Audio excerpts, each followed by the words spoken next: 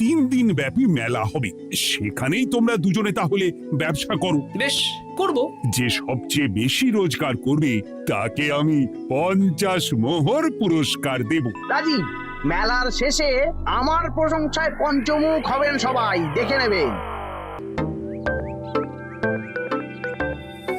খুব তো বড় মুখ করে বলে এলেন যে ব্যবসা করবেন মেলার মাঠে। তা আপনি কি ব্যবসা করবেন শুনি? ভাগ্য পরীক্ষার দোকান দেব। মানে? মানে আমি বিভিন্ন মেলায় দেখেছি যে একটা দোকানে নিচের দিকে হেলানো অবস্থায় একটা পাতলা কাঠের পাটাতন থাকে। সেই পাটাতনের উপরে 1 থেকে 6 অবধি সংখ্যা লেখা থাকে, তাই তো? হ্যাঁ, যারা মেলায় ভাগ্য পরীক্ষা করতে আসবে তাদের ফাঁপা লোহার 6টা বল দেয়া হবে। যদি ওই 6টা বলই 6 নম্বর লেখা খোপের মধ্যে ঢোকাতে পারে তাহলে প্রথম পুরস্কার পাবে।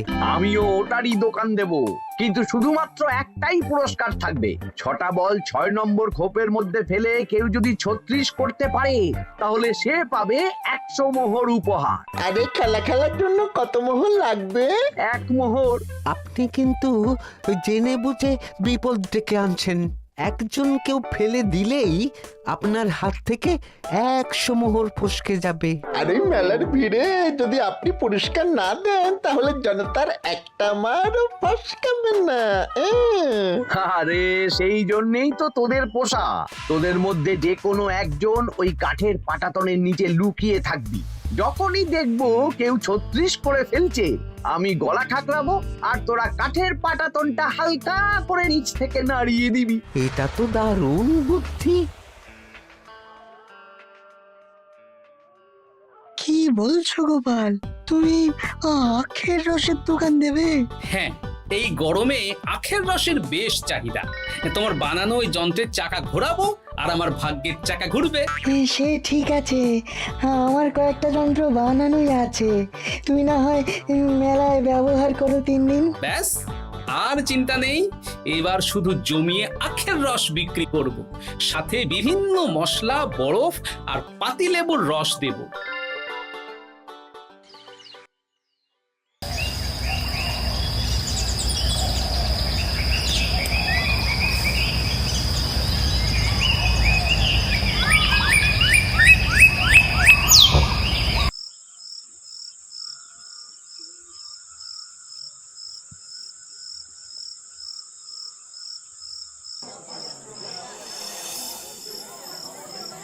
এই দোকানের পানীয় খেয়ে মন হবে বশ। গোপাল ভাঁড় নিয়ে এসেছে ঠান্ডা আখের রস। আখের রস বিক্রি করছো? ঠান্ডা আখের রস কত করে গো গোপাল দাদা? 1 ভাঁড় মাত্র 10 আনা। এক্ষুনি দিচ্ছি। আসুন আসুন আসুন, সবাই আসুন। আসুন আসুন আসুন, এদিকে আসুন, এদিকে আসুন, ভাগ্য পরীক্ষা করুন। 1 মোহরে 100 মোহর।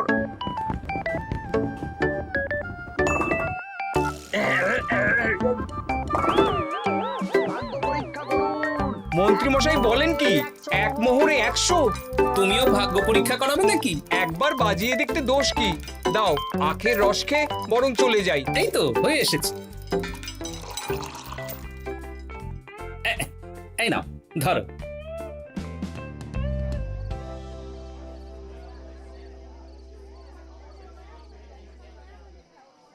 কি মন্ত্রী, ব্যবসা কেমন চলছে? ভালোই। আপনি একবার ভাগ্য পরীক্ষা করে দেখবেন নাকি মহারাজ? না না না, আমি এসবে নেই। জানি আপনার কাছে 100 মোহর নস্যি, তবুও 1 মোহরের বিনিময়ে চেষ্টা করে দেখুন না। আচ্ছা, এত করে বলছো যখন, দেখি। 1 মোহরে 6টা বল। বাবা বাবা বাবা, দেখুন মহারাজ চেষ্টা করে।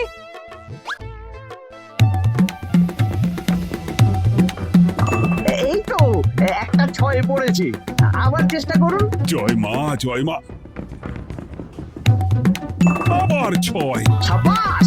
দেখুন হয়ে যেতে পারে, আর তো মাত্র 4টে বাকি। দেখি তৃতীয়টা। আরে বাস, আবার 6। নিন খেলুন। এই যা, হলো না। আরেকবার প্রথম থেকে চেষ্টা করবেন নাকি মহারাজ?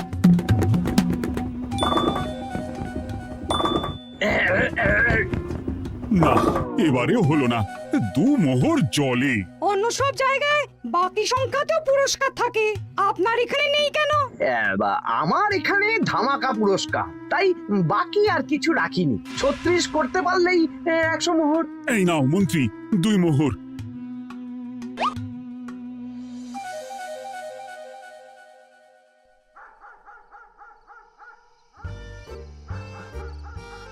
কি মন্ত্রী মশাই, আর তো মেলায় লোকজন নেই, বাড়ি যাবেন না?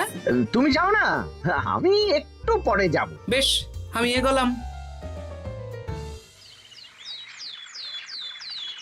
গোপাল আর মন্ত্রী, তোমাদের কার কেমন রোজগার হয়েছে একদিনে?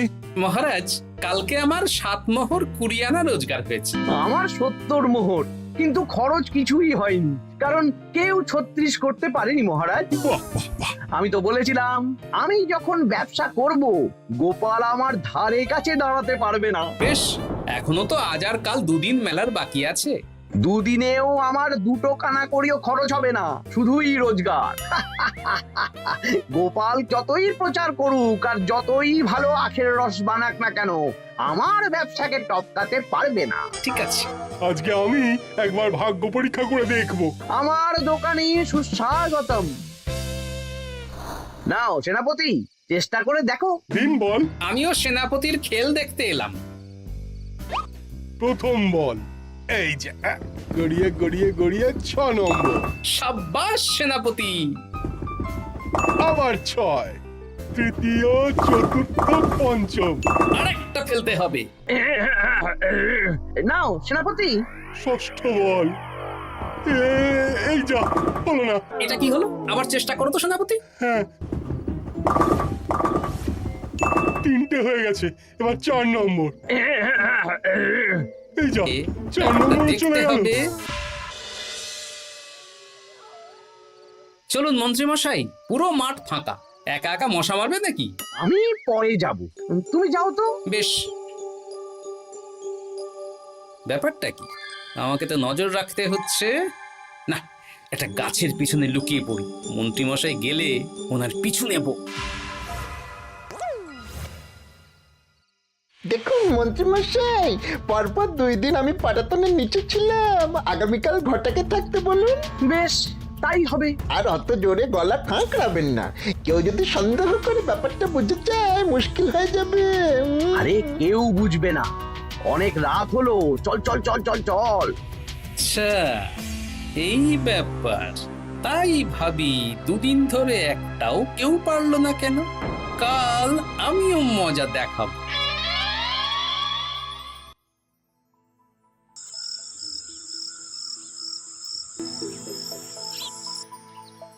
বাবা চলে এসেছেন দেখছি। এত চাহিদা না আমার এই ভাগ্য পরীক্ষার, তাই আগে আগে চলে এসেছি। মন্ত্রীমশাই, আপনাকে মহারাজ এক্ষুনি ডাকছেন। এখন কেন? সে তো জানি না, চলুন।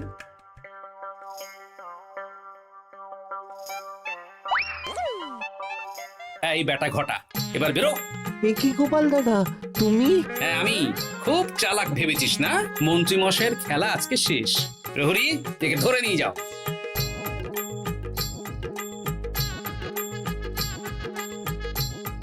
বিজ্ঞানী, তুমি তোমার চুম্বক নিয়ে এসেছো তো? হ্যাঁ, এবার 6 নম্বরের নিচে একটা টান টান করে সমান রেখা টানতে হবে, আগা থেকে গোড়া অবধি। তুমি তো সব সকালে বুঝিয়েই দিয়েছো, দাঁড়াও দাগটা টেনে নি।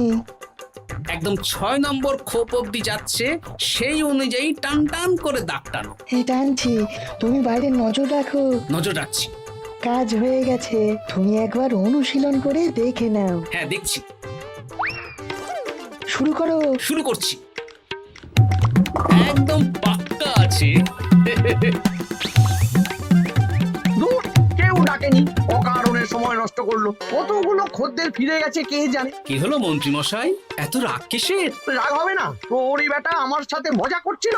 বেশ অনেকজন খদ্দের ফিরে গেল, আমার কত ক্ষতি হয়ে গেল। আমি খেলে আপনার ক্ষতিপূরণ দিতে পারি। কি, তুমি খেলবে? হ্যাঁ, ভাগ্য পরীক্ষা করতে দোষ কোথায়? ওই তো বেশ কয়েকজন সভাসদেরা আসছেন, সবার সামনেই খেলবো। তাহলে শুরু করি। হ্যাঁ, শুরু করো। এই বল যা 6 নম্বরে যা। আরে বাস, গোপালের ফেলাপল তো গড়ালো না, সোজা 6 নম্বরে চলে গেল। এই দেখুন আবার যাবে। বলকে আমি বলবো, বল কথা শুনবে।